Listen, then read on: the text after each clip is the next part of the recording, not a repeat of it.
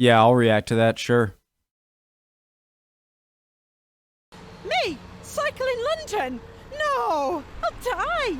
You gotta be stark raving mad to cycle in London. I would cycle, but there are too many roads. I've tried cycling once, but there was a bus on the other side of the road. Ah! What's wrong with these people? Cycling is good exercise, it's free, it's fun, you can change your route as you please, you can park anywhere, it's usually faster than the bus, sometimes faster than the tube, and yet for some reason, cyclists in London are still a rare and strange breed.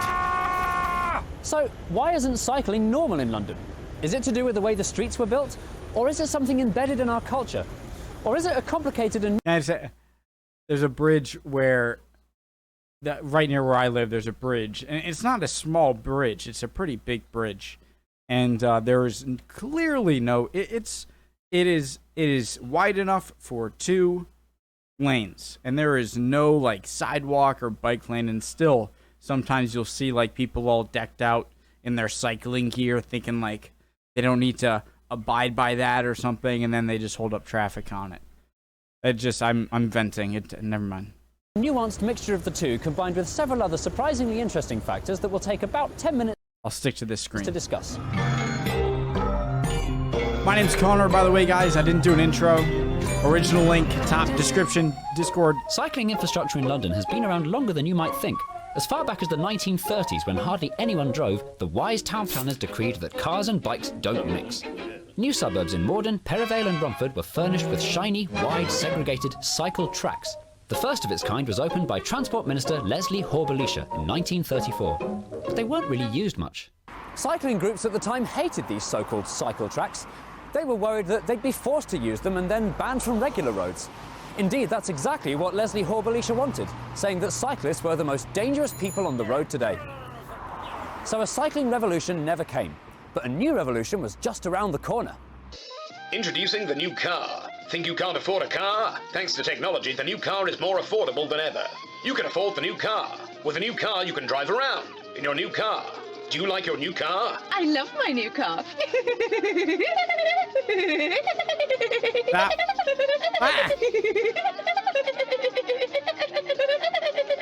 As cars became more affordable, the roads became more full of them. And so, the 1960s planners, in their finite wisdom, altered London's existing streets to make more room for cars, and cyclists were completely forgotten about. Historic Hyde Park Corner was turned into a massive scary roundabout where every lane is the wrong lane. So was Archway. You guys love your roundabouts over there in Europe. Love them. It's not a bad thing. I think that they're better, they're superior to intersections. And it's something we could learn about, but man, that and windmills. You love your windmills and you love your roundabouts. Sorry if I'm generalizing. Elephant and Castle, Waterloo, and Hammersmith. The Westway was built, and nearly all the 1930s suburban cycle tracks disappeared, some becoming lanes for cars, others becoming parking spaces. Unsurprisingly, over the next few decades, the number of cyclists in London plummeted. This terrifying video from about 1984 and a half, which, believe it or not, is trying to promote cycling in London, shows just how treacherous and horrible life on 2 wheels had become. What? It was cars won, cyclists dead. That was supposed to... That's like... This was a photo to encourage people? Look how safe it is. From about 1984 and a half, which, believe it or not, is trying to promote trucks. cycling in London, Oh, no. shows just how treacherous and horrible life on 2 wheels had No become. helmet. It was cars won, cyclists dead. Meanwhile, in Europe, cities like Amsterdam, which in the 70s had similarly lethal roads to London, not to mention a few dead children, decided to do something brave. Over the next 3 decades, the historic streets were totally transformed to prioritise pedestrians and pedalers. Cars were banned from some streets, and new, segregated, wide, uninterrupted, smooth cycle paths were built in the lanes where people used to drive. I remember in Amsterdam, me, my dad, and you must get, if you watch my channel a lot, you must get so tired of this story because it's like the only one I have to reference to. It's the only time I've been to Europe. So yes, me, my dad, and brother, we went to Amsterdam as a one stop of the journey and rented bikes. And I remember one lady, she spoke English because obviously a lot of people, like especially in like the Netherlands. Where am I going? like I'm riding my bike and she's like, "This isn't Disneyland," in a bit of an accent. And I guess I was just like biking as I do like over here, where I like to kind of like I get the same thing when I go skiing. Fast forward if you want to skip this. You're dead to me if you do. But like a lot of times when I ski or when I bike or whatnot, I'm very reckless, and it's not a good thing. I tend to just kind of go straight down. I don't know, forget it. Turning Amsterdam inside out wasn't easy, and it didn't happen overnight. But eventually, cycling became the normal, default way of getting around. And it was cars that had to learn to wait their turn, keep out of the way, and go the long way round. Now, that doesn't mean that the Dutch are bike-mad cycling enthusiasts. That's a bit like saying that everyone in Britain is obsessed with vacuum cleaners just because everyone's got one. In Holland, the Netherlands, there's no such thing as a cyclist. These people are teachers, doctors, lawyers, students, systems analysts, chartered quantity surveyors, and porn stars. So, why didn't this happen in London? Actually, it's quite hard to say. Maybe it's because we Brits have always been overly attached to our cars. In the 80s, cars were a status symbol. Margaret Thatcher famously probably said, "A man over 30 who finds himself on a bus can count himself a failure." I still don't get what that's horrifying. There's such as I'm getting to know, I don't exactly know. I when I think of her, I think of, oh, that's the lady in the Falklands War. But she seems like a very divisive figure whenever I like bring her up or whatever. She's like, people are either like, oh, she was pretty good, or like, I hate her. And what did she do? What? She seems very professional. I don't know. This meant that politicians and planners who wanted to make cycling better always did so with their hands tied behind their back. They couldn't do anything to get in the way of our lovely cars. Another possible reason is the way London was run for so many years. After Thatcher abolished the GLC in 1986, cycle infrastructure and the like was provided by London's 32 bickering boroughs. So there was no one to provide a citywide shift in culture. But that would all change in the year 2000.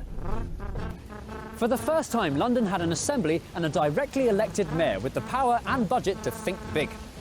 Ken Livingstone and the newly formed Transport for London, or TfL, had to tackle London's chronic congestion and pesky pollution, and they saw that cycling could play a vital role. Although late to the party, with the right investment, London had the potential to become a cycling mecca just like Amsterdam. Question, guys. After all. Question. Ooh, there it is. I don't even have to rewind. Why is it that the double-decker bus is a big thing in London, but it isn't really a big thing really anywhere else that I know of, at least in Europe or North America? Is it because it just kind of became like a tourism symbol, kind of like how like the telephone, like when you think of like if you go to the UK and you want to maybe before there were phones, or you want to get a postcard or something, what's going to be on it? If you're an American, you're going to get a postcard with like a red telephone box on it, or Big Ben, or a double-decker bus, or Buckingham Palace, or the Queen, Liz. Where was I going? What was I just saying? Oh, so is it just that it started to become like a symbol and like gave tourism revenue? Man, I just had a brain. Jesus! Am I having a stroke? Brain fart. It's got the same climate, it's flat, mostly. The streets are wide enough, and most journeys in London are perfectly bikeable less than 2 miles. It was totally doable. They had to do it soon, and they had to do it now. Nearly more than 7 years later, Ken Livingstone stole an idea from Paris, the cycle hire scheme. Docking stations were to be planted all over central London, with bikes that were too heavy and conspicuous to want to steal, and anyone with a bank card and a pair of legs could hire them for a small fee.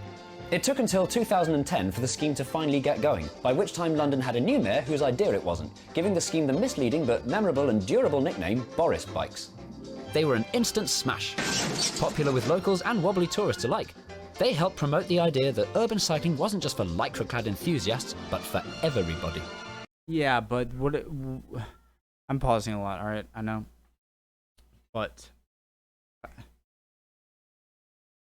I mean, if you're promoting how, from like a business perspective, or just from like a consumer perspective, actually, just, well, how much is it to rent each day for the bike? And I mean, how much is a bike? I haven't. What does a bike cost? Like $200, $300, or something like that.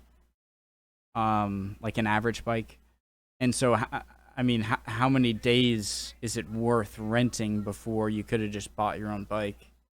With so many new wibbly-wobblies on the road, it was more important than ever that London had safe streets to cycle on. And so, that very same year, along came the mayor's most boldest plan so far, the cycle superhighways. This was a new special type of Like a bicycle bike path. motorway for commuters that was long distance, clearly labelled, and painted luminous bright blue to match the colour of Barclays, who was sponsoring the whole thing. 12 cycle superhighways were planned, numbered like hours on a clock, radiating out from central London. The first to open in 2010 was CS7, which went over the underused Southwark Bridge, squiggled around Elephant and Castle, and followed the Northern Line all the way down to Collier's Wood. Next came CS2, which went east from Aldgate, through Whitechapel, and up to the future Olympic Park at Stratford. But were these superhighways any good? No. Although very well signposted in a lovely shade of blue, there was nothing to physically separate cyclists from passing cars, buses and lorries. Sometimes the blue paint would stop Right, it's like the lorry. So lorry's a truck. I always saw lorries, or we would call 18-wheelers, or big trucks. Always, a lot of them had like the word logistics on it, which strange, but so they're just thinking like, oh great, just more room for me on the road, and not even caring. abruptly or merge with a bus lane or fill up with parked cars. Timid new cyclists, the very people this scheme was designed to make feel safe, didn't feel safe at all. More worryingly, new-ish and confident-ish cyclists were lulled into a false sense of security. They'd start... What's wrong, man? The paint will protect you. Come on, when you're in the blue, you're safe. Cyclists, the very people this scheme was... I'm not funny. I gotta stop pausing. Cyclists were lulled into a false sense of security. They'd start on an easy bit, and then, when the blue paint ran out, splat. Venera Minakhmatova, a 24-year-old Russian businesswoman, was killed by a lorry at the notoriously inadequate Bow interchange, one of 5 cyclists to die on the capital streets in just 2 weeks. It led to protests calling for the mayor and TfL to stop killing cyclists. A closer look at the original superhighway designs reveals that they were dangerously ill thought through. According to this map, CS11 was supposed to go up the very narrow Kilburn High Road. And where exactly was that meant to go? So TfL went back to the drawing board and took it more seriously this time. The next generation of cycle superhighways from 2013 onwards... Route launched, to be launched 2013. Plan future routes, subject to proposed super corridor. ...was a massive improvement. The next generation of cycle superhighways from 2013 onwards was a massive improvement. Physically separated from traffic with features like dedicated traffic lights and floating bus stops, these were proper cycle paths worthy of the Dutch. Have these new superhighways been a success? Yes. Cycling on these routes has increased a whopping 60%. At rush hour, 60% of all journeys are bikes. They even have cycling traffic jams. It demonstrates quite demonstrably that if you build it, they will come. Spurred on by the success of the cycle superhighways, the city was starting to send itself cycling silly. Look! Torrington Place is closed to cars westbound. Look! Bank Junction is buses and bikes. I'm in a horrible conundrum right now because I'm thinking of something that I really want to mention. It's going to take a long time, and so I want to save it for after the video, but then me not wanting to forget it makes me not able to pay attention. Okay. Spurred on by the success of the cycle superhighways, the city was starting to send itself cycling silly. Look! Torrington Place is closed to cars westbound. Look! Bank Junction is buses and bikes only on weekdays. Look! Camden are filling their streets with armadillos. Armadillos! We're even starting to correct our mistakes from the 60s, turning former big scary roundabouts into much safer, albeit confusing, two-way inside-out question mark-shaped junctions. In Archway, Elephant and Castle, Waterloo... Not Hammersmith, though. It's too late for Hammersmith. So everybody's happy. Or are they?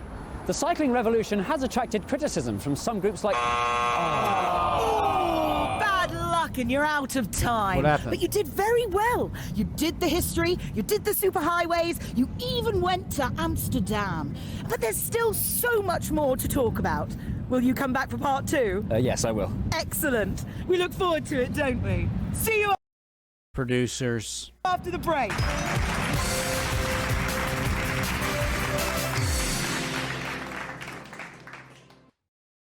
Hello. One of the following 2 things is true.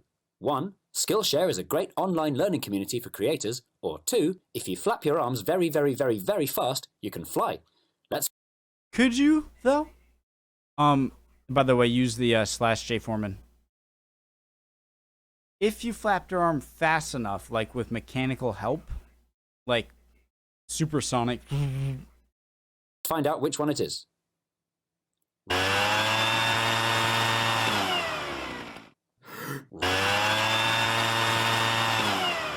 That's proof.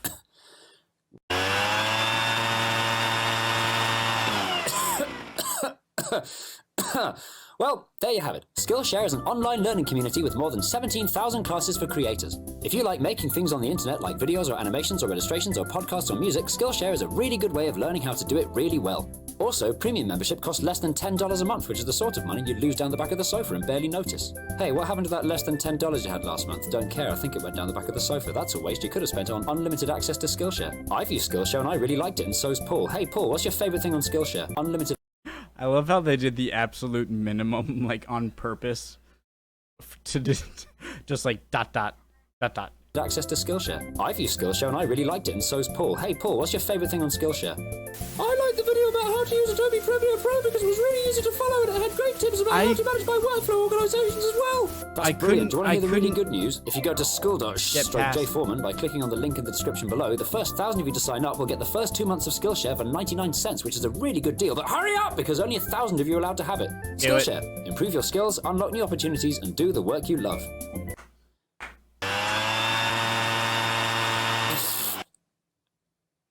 That makes it even more true. Skillshare. What was I gonna say? I remember. Okay. Proud of myself. Awesome video as always.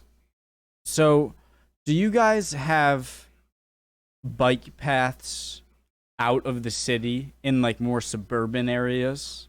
Because I'm gonna pause the video and then through the magic of editing, unpause when I'm ready. All right, see? Nice. So this is actually the town I grew up in right here. So, like, we have, you see these right here. Hold on. Like, see this guy's wading across the road? Like, you see this path right here? Like, that's a bike path right there. And so it doesn't go along the roads. It kind of cuts its own way. Sorry, and this thing goes, like, you can see that was in Barrington there.